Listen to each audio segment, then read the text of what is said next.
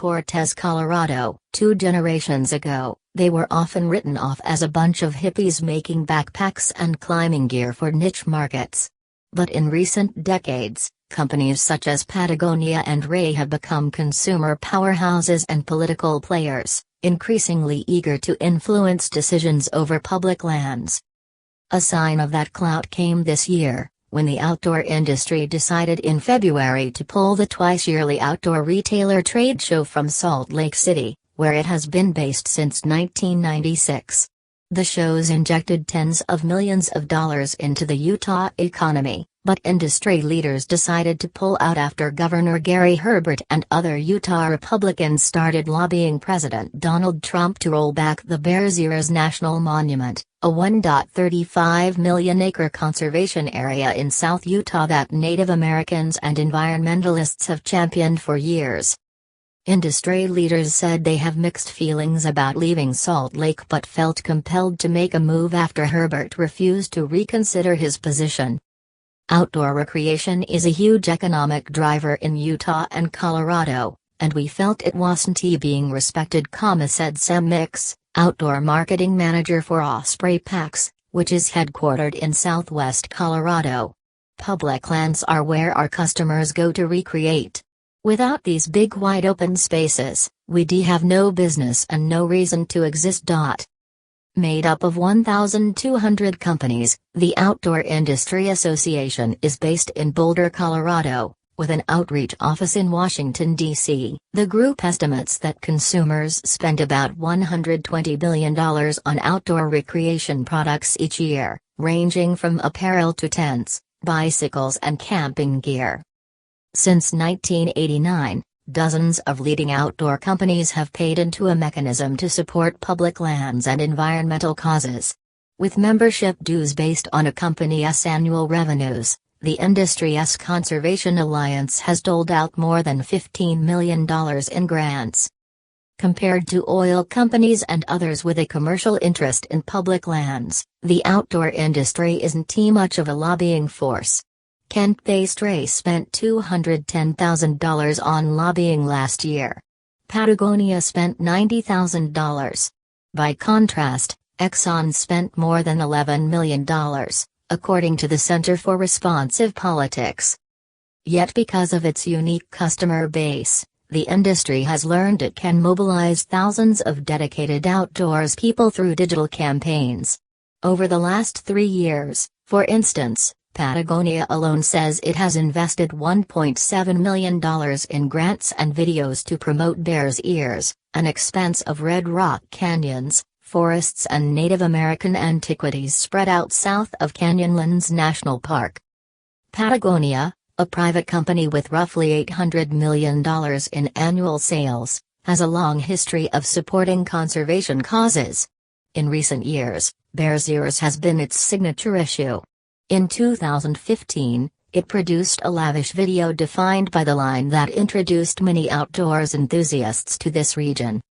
If you click now on the company's main website, one of the first images that pops up is a photo of the area's red rock mesas, superimposed with a message, "Defend Bears Ears." Top Patagonia executives became interested in Bears Ears because of their rock climbing employees, according to Hans Cole, whose company title is Director of Environmental Campaigns and Advocacy. Patagonia employees, he said, brought back stories of challenging, picturesque climbing sites such as those at Indian Creek.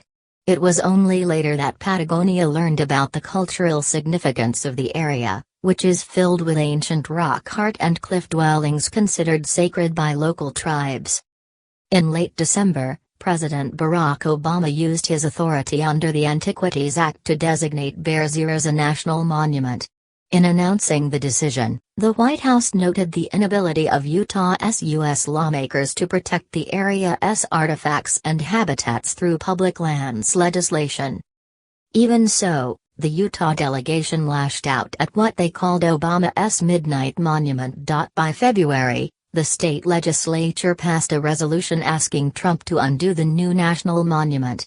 Herbert signed it, along with a resolution asking Trump also to rescind the Escalante Grand Staircase National Monument. designated by President Bill Clinton in 1996. Outdoor industry officials had warned Utah leaders not to take such action.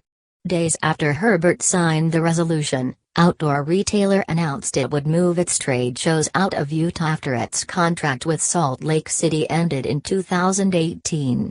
"We've been listening to the concerns from the industry and agree that it has time to explore our options," said Marissa Nicholson, show director for the trade group. Some Utah opponents of the Bears Ears Monument say they couldn't care less about the trade show's exit. Leaders of livestock and mining businesses oppose the monument, fearing that such designations will limit how and where they can earn their livelihoods in the future.